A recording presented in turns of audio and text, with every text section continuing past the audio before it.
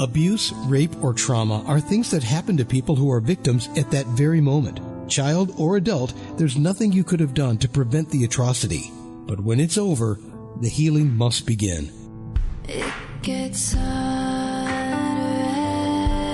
every day. You have inner beauty. You have inner worth and value.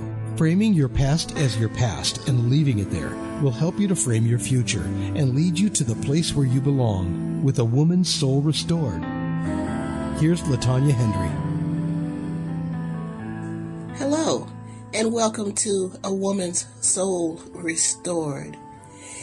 This week I'm going to be discussing an interesting topic because I was involved in a conversation last week, and for some reason the conversation shifted from what we were talking about, and it went a whole different direction. So I'm just going to start from the beginning.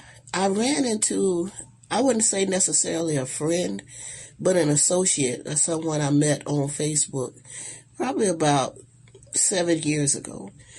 And because of the pandemic, we haven't really been able to see one another besides when she posts and when I post. But we were able to talk and catch up. So she was walking to her vehicle and I was walking to mine. And we were just talking about what we are doing currently. And she was telling me some things she was getting into and putting her hands to the fire. And I was excited for her. And she said, well, I hadn't heard your podcast in a while. And I said, well, I took a little break, but I started back last month. And looking forward just to just hit it. And she was like, well, how many topics you could talk about rape and domestic violence? It doesn't happen that much.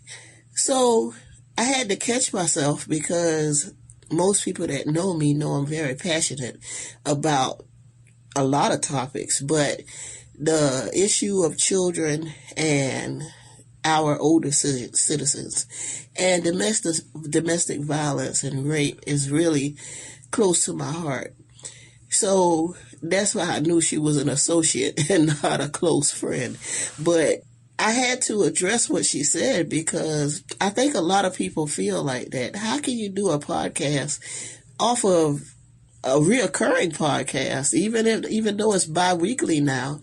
What topics can you possibly talk about each week that would draw interest?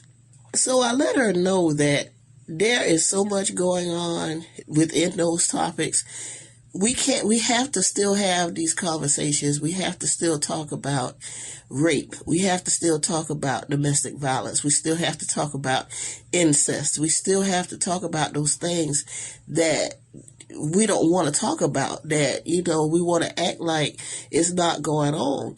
But it is. All we have to do is look at the news or read a newspaper and we can see that it is going on. I think the difference between years ago and now is that more women are coming forward. More women are making a statement saying they're not going to take it anymore, that they're going to press charges and they're going to file those restraining orders. And if they get raped, they're not going to go home and try to wash it off and get under the covers and just pray that tomorrow comes and they can start again. No, women are making a statement. They're coming forward. They're teaching their daughters what to take and what not to take. I know I taught my daughter to stand up for herself and don't be anyone's punching bag. So she tried to brush me off a bit, like, oh, well, I guess, and was getting ready to get in her vehicle. And I asked her, I was like, well, had you ever went through anything like that? Have you ever went through a domestic situation, or have you ever experienced anything in the home when you were little? And she was like, well, no. So I just told her, that's what the issue is. And it's good that she's never experienced that, but don't take for granted what others have gone through just because you haven't gone through it. it's a traumatic experience, and it can be life-altering and life-changing if you don't address it. Even if you do address it, it's still going to change your life. And just because you haven't gone through something like that, and thank God, I know it's millions of women and men that haven't experienced any rough childhood or any abuse in the home, and they didn't see their parents get abused or anything like that. And that is awesome. But for those of us that have experienced that, don't be insensitive to what we went through. Don't think that there's not a need to discuss it just because you haven't gone through it. We live in a society where it's all about me. And if it didn't happen to me, if I didn't experience it, then what's the big deal? Well, the big deal is somebody in your family probably did, and somebody very close in your family probably did, and feel that shame and stigma and just decided not to say anything, especially our older generations. They choose to, I wouldn't say not acknowledge it, but not discuss it, not make it a topic or anything. It happened and I moved on. But this generation that we're in now, we have a lot of movements that are happening because of things that are taking place with women. The Me Too movement among one. Many activists that are coming out saying what happened to them. Many women in general making a statement that, yes, this happened to me and I'm not going to be quiet about it. So when I wrote my first book, I put the story in there, a part of it, about my mother and what happened to her. But I didn't go in depth about it because, it's 50 something years later, it's still a sore subject. Sunday, I will be 54 years old, Lord willing, if I'm still here to see it. I consider it a blessing to have been able to live. And 54 is not old these days, but it's a blessing to be able to still be here.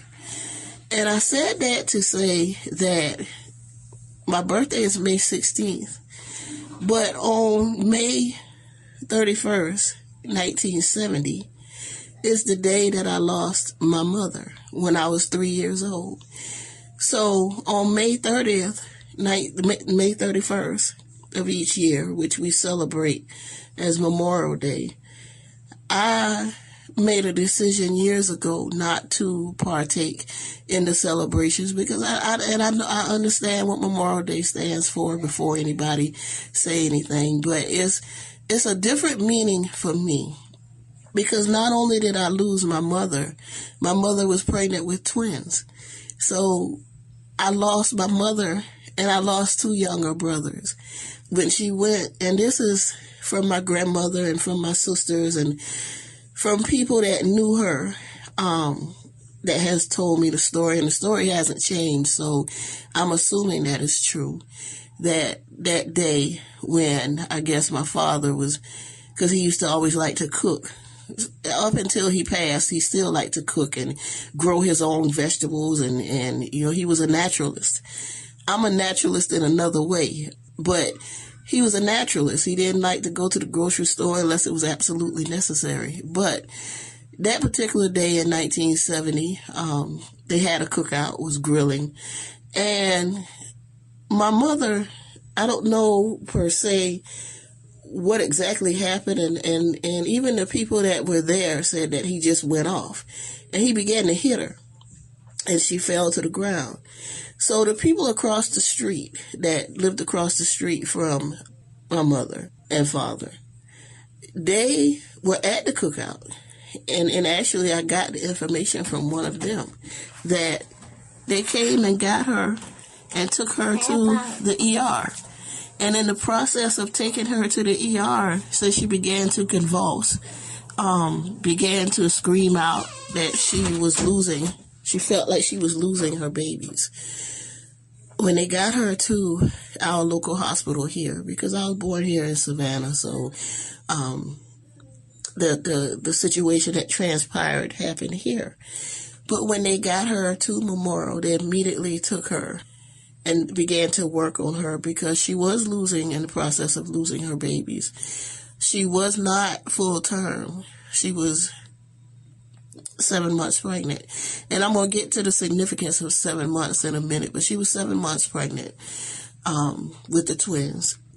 She had a high fever. It was a lot going on, and a lot that was going on didn't come from what my father did to her, but what he did to her resulted her going to the ER. They worked on her, and things happened really fast. Her fever began to escalate more, and she began to convulse more, and she went into labor. So what ended up happening is she had one of the boys that she had already named them, Christopher and Jonathan. And she had one of the boys, and he lived a few minutes. I think they said maybe wasn't quite 10 minutes, but he did live a few minutes. But the other baby, from all the licks and pushing down, fallings that she endured, began to come out like, they said her system was poisoned from the baby, I guess, had already began to deteriorate in her body. So I not only lost my mother that day, but I lost 2 brothers. And because of what I endured in my home when my grandmother and grandfather step-grandfather were raising me, and this is going to sound really crazy, but it's true, because as children, we find ways to cope. I began to imagine that I had my brothers, that they were here in Savannah. And I would tell my classmates, and if they listen to this, one in particular was my best friend in high school, in middle school, elementary and middle. And I would say, my brothers are coming for the summer, or I'm going to Savannah for the summer to see my brothers. And they were like, you ain't got no brothers. We ain't never seen no brothers. And I was like, yes, I do. I got twin brothers. And I began to believe in my mind that I had twin brothers. And no, they never came, and I never came to Savannah to see them because I was raised in Estill, South Carolina, which is only like an hour, not even quite an hour from here, from Savannah. But for years, I held on to that story, trying to hold on to not even a memory, but just to cling to something to ease what I was going through at the hands of my step-grandfather, to hold on to something. I had older sisters, but they had already come back to Savannah. They were some years older than me, so when they graduated, they came back to Savannah. But my grandparents raised me, so I was raised in a home with abuse. I'm not going to say it was traumatic. It made my childhood miserable, and I began to experiment with things that I shouldn't have at a very young age. But I always held that story that my brothers, Christopher and Jonathan, were real, and they were 3 years younger than me. And I loved my brothers, and I was going to see them, and they were going to come see me. And sometimes I even twisted it to, they were going to stay the summer, but they ended up not staying the summer because my dad wanted them back with him. And, I had a very inventive mind as a child, and that was my way of coping with, first of all, having a mother that I didn't even have a memory of, 2, being abused by my step-grandfather. And 3, realizing that my grandmother didn't know what was going on and chose not to say anything to keep herself safe, I'm assuming. And it's twisted because I know she loved me, but she let that happen to me for years, up until he got sick and he passed on. My step-grandfather was an old man. He was very old. He was 20-something years older than my grandmother. But he was very skinny, a little man, but he was very, very abusive in the home. And in my mind, I found ways to cope with what happened to me and what was happening to me, because Neighbors knew, but nobody, wanted to intervene. It wasn't anybody's business, so nobody really said anything. And the one time that something was said, I had some relatives that lived in New York. And one of my cousins here, Esther called my older cousin to come get me. And they came, him and his family, they came to get me. But my grandmother wouldn't let me go. She was like, you're not taking her. She's not going nowhere. And I was young, but I remember that conversation like it was yesterday. She would not let me go with them. So they left. And my situation got worse. So that is where the passion comes from with me. That's why I advocate for victims, because not only am I a product of domestic violence at the losing of my mother, but I experienced what I experienced in my home as a child. I was raped at the age of 16 when I was pregnant. And here goes this 7 months again, because I had my daughter when I was 7 months because somebody raped me, drug me under a house, and left me under there for dead. But I thank God that I did not die that day, and my daughter did not die that day. So that was the second generation of the 7-month pregnancy. Fast forward almost 3 years ago, my daughter, which had her daughter when she was 34, but she had her daughter at 7 months. and she had to stay in the NICU, and she's a beautiful little girl now, healthy, no kind of complications from coming 2 months early. But we had 3 generations of 7 months, and we know the number of 7 has a spiritual meaning. But for me, it also means life, even though my mother did not survive and my brothers did not survive. I survived, and my daughter survived, and my granddaughter survived. No, she didn't go through a traumatic experience when it was time for my granddaughter to be born. She just had her early. And I thank God she did not experience what I went through, but I've always told her my story. I've told all 3 of my children my story, my life, because I don't want anything to come out and they have to feel embarrassed or ashamed. That's why I've always talked to them ever since they were little. I've always been open with my children and with people in general about my history, about what I've went through. I have a nonprofit here in Savannah, so I'm very visually seen with things we do. So I can't let things come out. So I've been telling my story and speaking at different arenas for years, letting people know what can happen to children behind closed doors with those people that are supposed to protect them and keep them safe, but something triggers and it doesn't happen that way. I can honestly say that I was messed up for years. I was messed up for years, trying to figure it all out, being angry at God, trying to figure out, why did my life have to be the way it was? Why did I have to suffer so much? When was it going to end? Because I ended up getting in an abusive relationship with my daughter's father. I ended up in an abusive domestic situation with my first husband. It just seemed like life had dealt me a horrible hand. But I thank God that even in that hand, there was a lesson that I learned in that. There was a compassion that I developed, not only for women, but even for men. Men need help. They need help when they strike out. Is something wrong when you can physically put your hands on a woman to hurt her? Something's wrong when you can abduct somebody to maliciously do harm to them. Something is wrong when you're tipping in a child's room to molest them when their other parent is sleeping or at work or downstairs. Something's wrong in a society where we not want to talk about it, where it's not my problem, so why we got to discuss this? We have to discuss it. We can't turn a blind eye anymore. We can't afford to.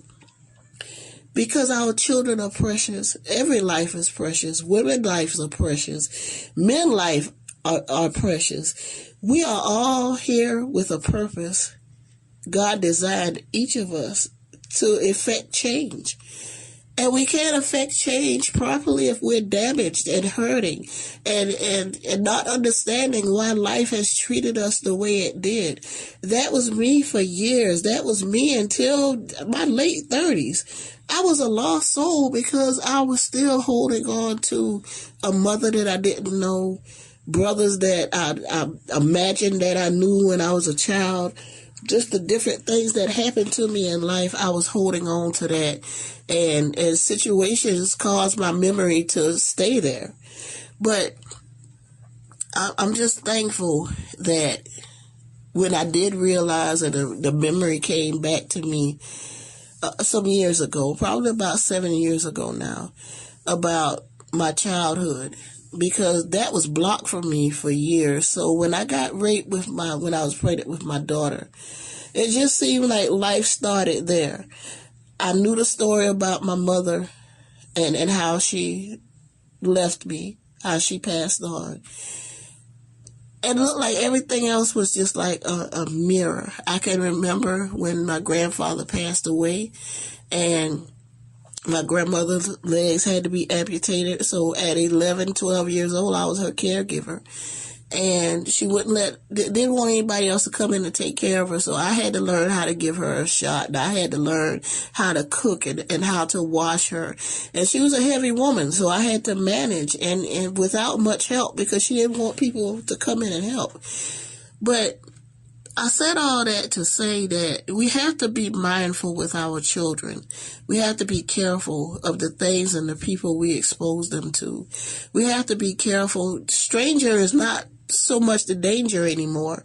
It's the uncle, it's the auntie, it's the grandfather, grandmother. It could be dad and mom. It's not so much. Yeah, we still have to be careful about stranger danger, but it's other things. It's people that's close to us that we don't even know can terrorize and victimize our children. It's people that abduct women that can watch you and track your emotions, and you don't even know that they're watching you until something happens. It's things that go on in our society that we have to keep the conversation going. We have to be determined to make a decision to not sweep it under the rug, because when we sweep that issue under the rug, we are sweeping people under the rug as well. All of us have substance. All of us have importance. All of us mean something. And we have to treat these issues just because it didn't happen to us per se. I, for one, know that it happened to me, so I could put my hand up first.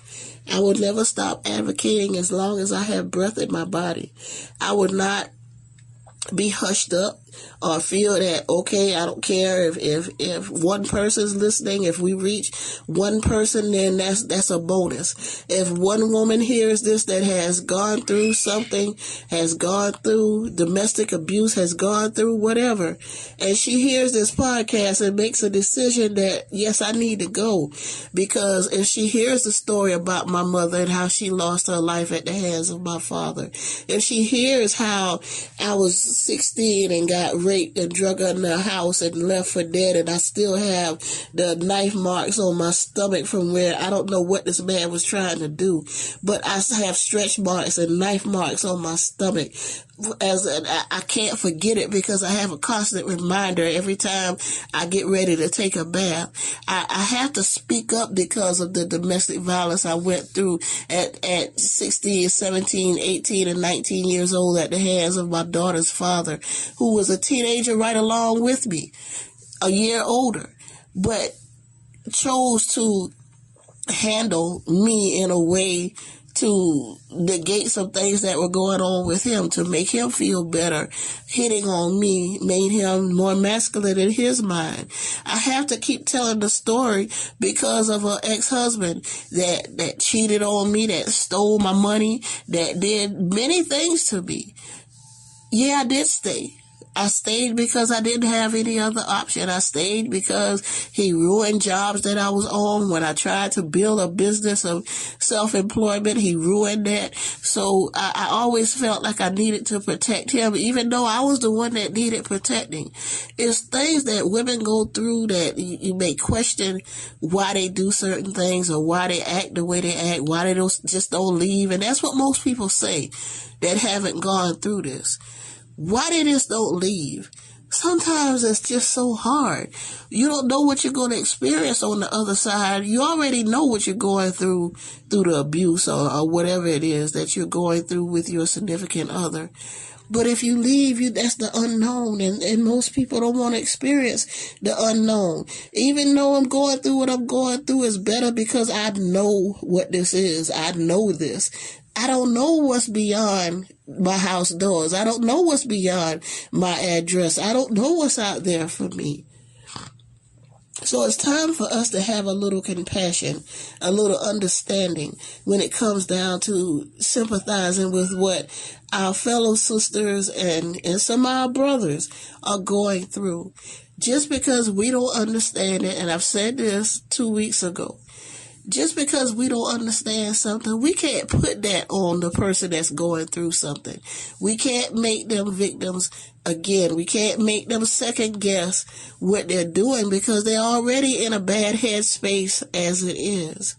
So this week I really wanted to touch on that conversation that I had with my associate in that parking lot, walking to our vehicles, and they wanted to know, what could I be talking about so much to do a whole podcast? What, and especially when it was weekly, she was like, I listened, I understood what you were saying, but each week, she says, it's good you're doing it bi-weekly now. And I was like, I'm not doing it bi-weekly because I have nothing to talk about. I'm just doing it bi-weekly because it fits what I need to do better. So don't jump to conclusions about what somebody's gone through. Try to put yourself in their shoes. And if that doesn't work, just use compassion and love and sympathy for people. And try to be a support. And if you can't be a support, don't be anything. But don't be negative. If you can't be positive, don't be negative. Just don't be anything. So this is Latonia Hendry. You can send me an email at awomansoulrestored@gmail.com.